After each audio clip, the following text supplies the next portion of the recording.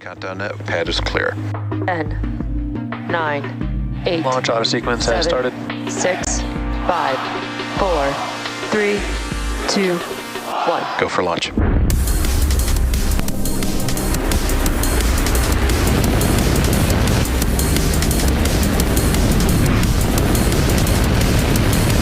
Vehicle is supersonic. Stage separation confirmed.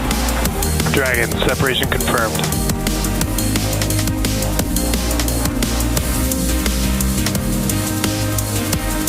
Stage 1 is transonic. Landing legs have deployed. And Falcon 9 has landed. Hi everyone. Thanks for joining us today for our launch of the European Commission's Galileo L13 mission. Falcon 9 is set to lift off from Space Launch Complex 40 at Cape Canaveral Space Force Station in Florida, just over 9.5 minutes from now. My name is Ronnie Foreman, and I'm a Senior Sales Manager here at SpaceX. Today's mission is an exciting one. Not only is this mission expected to be our 385th operational mission to date and 90th of 2024, this will also be the 22nd flight of the Falcon 9 booster supporting today's launch. We'll be ending the webcast tonight after booster landing at the request of our customer, so keep an eye on X for confirmation of payload deploy. Unlike the previous Galileo mission, which SpaceX launched in April of this year, today we will be attempting to recover the Falcon 9 booster on your screen. Tonight we'll be using our drone ship. Just read the instructions. Now, as the countdown ticks on, let's take a moment to meet the vehicle and learn a little bit more about what makes Falcon 9, and this booster in particular, so unique. Falcon 9 is a two-stage rocket that is designed and manufactured by SpaceX for the reliable and safe transport of people and payloads into Earth orbit and beyond. It is also the most flown U.S. launch vehicle ever. It is also the first and currently the only orbital-class rocket capable of reflight. The entire rocket stands about 229 feet tall, which is roughly the height of a 21-story building. The bottom two-thirds of the vehicle is the first stage, also referred to as the booster. Not only is the first stage the largest part of the rocket, it's also the portion of the vehicle that we attempt to land for future reuse. Rapid and reliable reusability is key to making life multiplanetary, and every launch is an opportunity for us to learn and inform future missions. To that end, we're working to qualify our fleet of Falcon 9 boosters and fairings to support 40 missions each. During the Galileo L12 mission earlier this year, the Falcon 9 booster was expended, which is just another way to say that it was not recovered. This was done so that the Falcon 9 booster could provide the additional performance needed to deliver the payload to a higher energy orbit. While the booster for Galileo L12 was expended, the data from that mission was still used to help inform changes that will allow us to safely recover and reuse the booster for today's launch. Today's re-entry trajectory will result in higher heating and dynamic pressure on the booster than many of our previous landings. Although the re-entry conditions are on the higher end of past missions, they're still acceptable for flight. And since it's not often that we have a landing attempt that tests the bounds of recovery, this is an extremely valuable opportunity for us to gather actual in-flight data on how the rocket performs in elevated entry conditions. What we learn today will help us innovate on future vehicles. There's the call out from Mission Control that engine chill has begun. What we learned today will help us innovate on future vehicle designs to make our rockets more robust and rapidly reusable, while expanding into more and more challenging re-entry conditions. Now turning our attention back to the pad, above the first stage is our second stage, which has a single Merlin vacuum or MVAC engine on board that ignites after the first stage separates. This second stage is what will carry today's Galileo payloads to orbit. And located above the second stage is the payload fairing. At 17 feet... Stage 1 RP1 load is complete. Call out for RP1 completion on board our first stage there. And great views of our 17-foot diameter payload fairing on your screen. That fairing is made of carbon composite material that protects the payload on its way to orbit. It will be jettisoned approximately 3 minutes into flight. The fairing halves supporting today's mission are both also flight-proven, although with not quite as high of a flight count as our booster. One fairing half is flying for its 8th time and the other for its 3rd. After separating from the second stage, both fairing halves will return to Earth and be recovered by our recovery vessel, Doug. With that, we are just over 5.5 minutes away from liftoff, and at this point in the countdown, we're waiting for those clamp arms around the base of Stage 2 to begin opening up beneath the fairing, and for the TE, which you may also hear called out as the transporter erector or the strongback, to begin pulling away from the rocket in preparation for liftoff.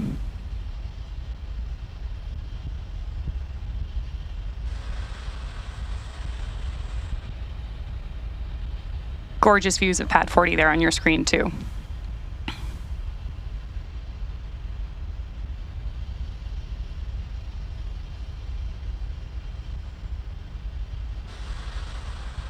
Falcon 9 tanks are pressing for strongback retract. There's that call out that we were preparing for strongback retraction away from the vehicle. Right now, we are standing by to watch those clamp arms begin opening up around the base of Stage 2 at roughly T-minus 4 minutes and 17 seconds.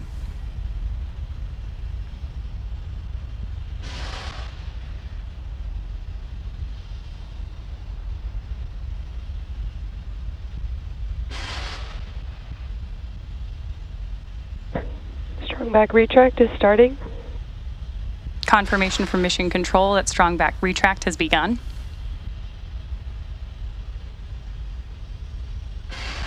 And great view of those clamp arms opening up.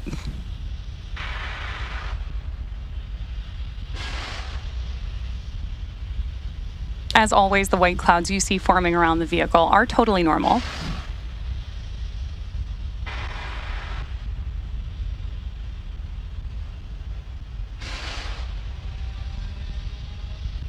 At this point in the countdown, both the first and second stages are nearly fully loaded with 1 million pounds of liquid kerosene fuel and liquid oxygen. Both the first and second stages should finish loading propellant about 1 minute apart from each other, and we'll hear those called out by Mission Control. We're expecting final confirmation for the first stage at T-minus 3 minutes, and the second stage shortly thereafter at T-minus 2. Then at T-minus 60 seconds, Falcon 9 will be in startup mode. This means that the rocket's autonomous internal flight computers have taken over the launch countdown. Then, just inside of T-minus 2 seconds, the Merlin 1D engines on the first stage will light in preparation for liftoff. With just over 3 minutes to go, the vehicle continues to be healthy, and the Falcon 9 team is tracking no issues.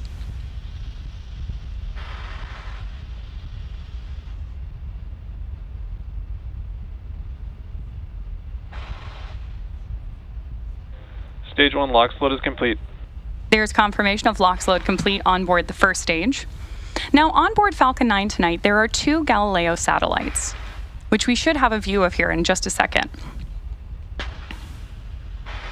Galileo is a flagship program for the European Union and one of several global navigation satellite systems, together with the United States' GPS, Russia's GLONASS, and China's Beidou systems. There is that photo of those 2 Galileo spacecraft. This photo was taken earlier this week during encapsulation. The Galileo program currently consists of more than 30 spacecraft that serve approximately 4 billion users. Galileo's open service began in 2017 and provides meter-level accuracy for end users, while the system's high-accuracy service provides sub-meter level accuracy. Each Galileo satellite weighs approximately 700 kilograms and contains 2 payloads, one for navigation and another for search and rescue. Each spacecraft also has 4 atomic clocks that are accurate to within a nanosecond. Tonight's Galileo L13 mission is Falcon 9's second launch supporting the Galileo program. Stage 2 LOX load is complete. There's confirmation of Stage 2 LOX load complete. These 2 Galileo satellites are destined for a medium Earth orbit, sometimes called MEO, of approximately 23,200 kilometers. Ground gas closeout. Confirmation of ground gas closeout completion. And with that, we are standing by for that call out that Falcon 9 has entered startup mode.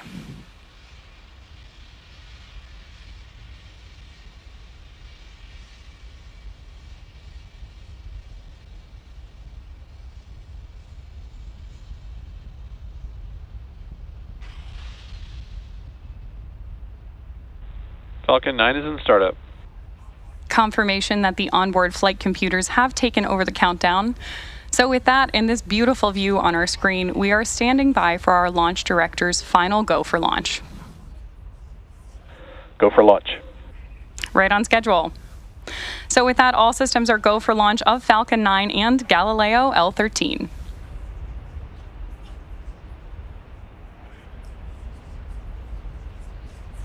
30 seconds.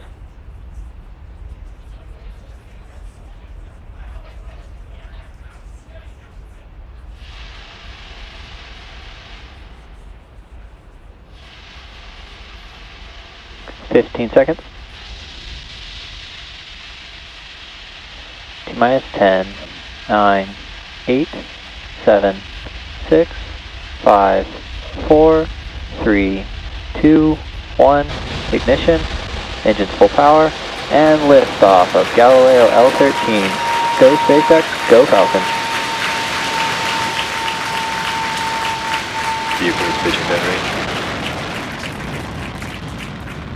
Stage 1 propulsion is nominal.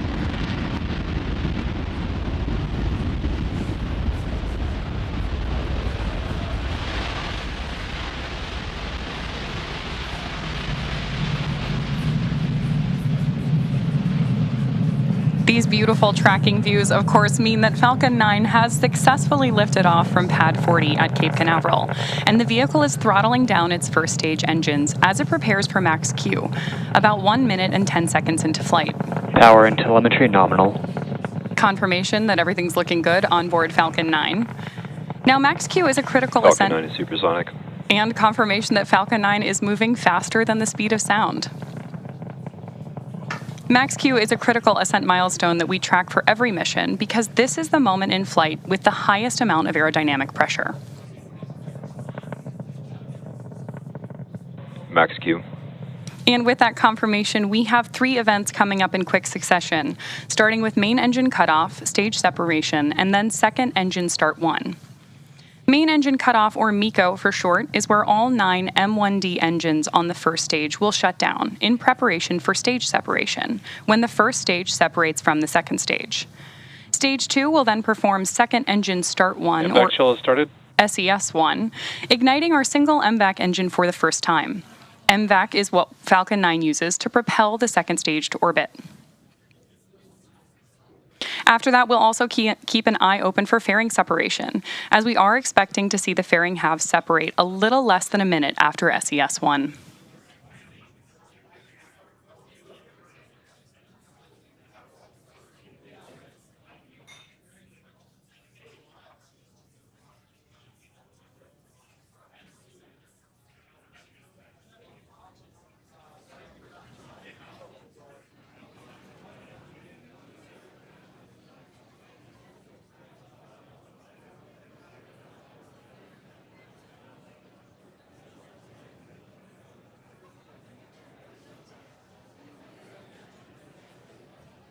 Main engine cutoff. Stage separation confirmed. MVAC ignition. So there we have confirmation of main engine cutoff, stage separation, and SES-1. Next up, we're expecting to see and hear confirmation of payload fairing separation. We are attempting to retrieve these fairing halves once they fall back down to Earth using our recovery ship, Doug. And fun fact, this is our 242nd mission to use a previously flown fairing.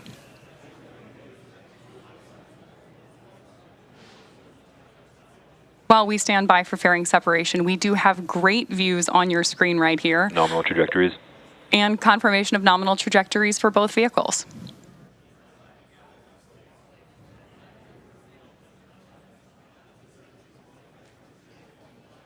Fairing separation confirmed. Great view and audio there from mission control of fairing separation. Now from here on out, our 2 stages are following different trajectories. As the first stage prepares for its landing attempt on our drone ship, just read the instructions, and the second stage continues taking the Galileo payloads to orbit. Great view of our first stage as it starts making its way back to Earth here. Those grid fins that you can see on the side of the booster are about 4 by 5 feet. Just for reference, that's about the size of an average coffee table.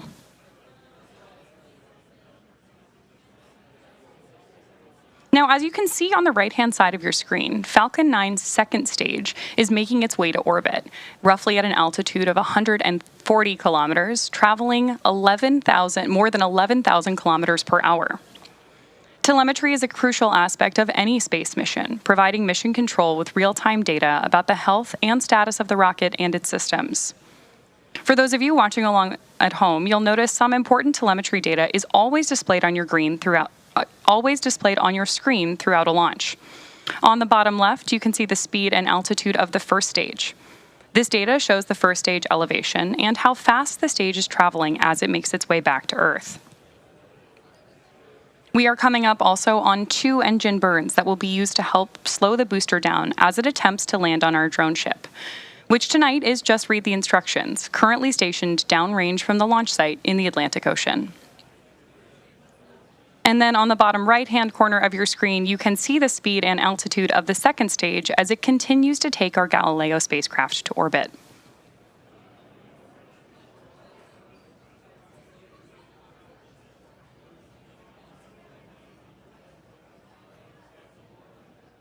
We are just over 5.5 minutes into today's mission, and in case you're just joining us, we did have an on-time liftoff tonight at 6:40 p.m. Eastern from Cape Canaveral Space Force Station in Florida, followed by successful main engine cutoff, stage separation, and second engine start 1.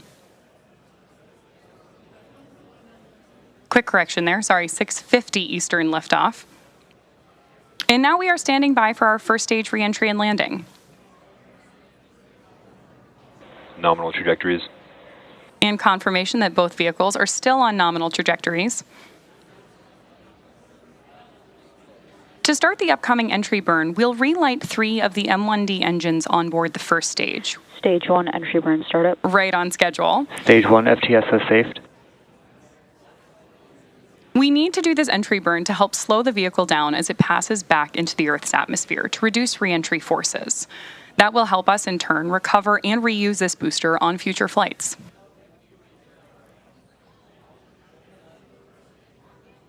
During this re-entry burn, Falcon 9 is... Stage 1 entry burn shutdown. There's confirmation of entry burn shutdown. So while we've decelerated some by firing those Merlin engines, we're still moving really fast. That causes the rocket to fly through Merlin's exhaust gases, also known as the rocket's plume, which deposits a layer of soot on the vehicle's surface.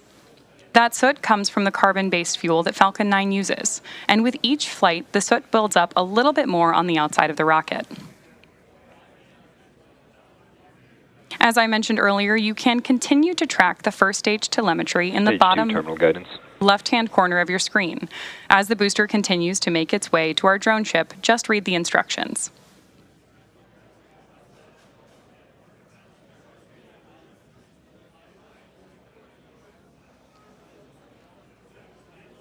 Reusability is key to lowering the cost of spaceflight, which enables more investment in critical space infrastructure.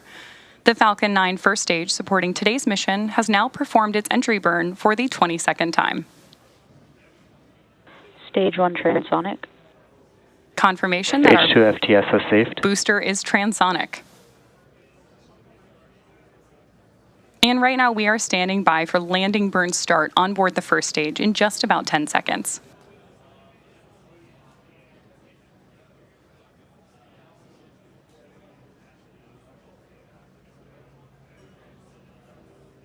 Stage 1 landing burn. Confirmation of landing burn startup.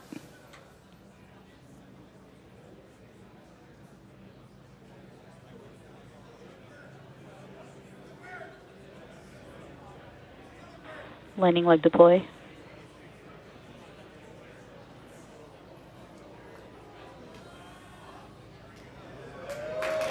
Stage 1 landing confirmed. And confirmation of first stage landing.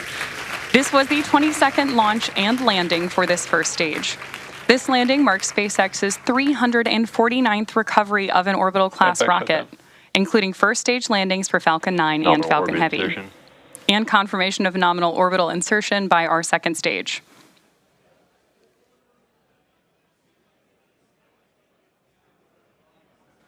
Now, with those confirmations, we are going to bring today's webcast to a close. The second stage still has another burn coming up, just over 3 hours and 26 minutes into today's mission to finalize the orbit for deployment of the Galileo spacecraft. Be sure to keep an eye on our X account for confirmation of payload deploy and our customer's website to learn more about today's mission. If you're interested in even more launch coverage, be sure to check spacex.com/launches for the most up-to-date information. Today's mission marked SpaceX's 385th operational mission to date and 90th this year. This was, again, the 22nd launch for this Falcon 9 first stage booster and our 349th landing. A big thank you to our customer for this mission, the European Commission, and also to the Eastern Range and Coast Guard for their continued support. And of course, thank you for tuning in. We'll see you again soon.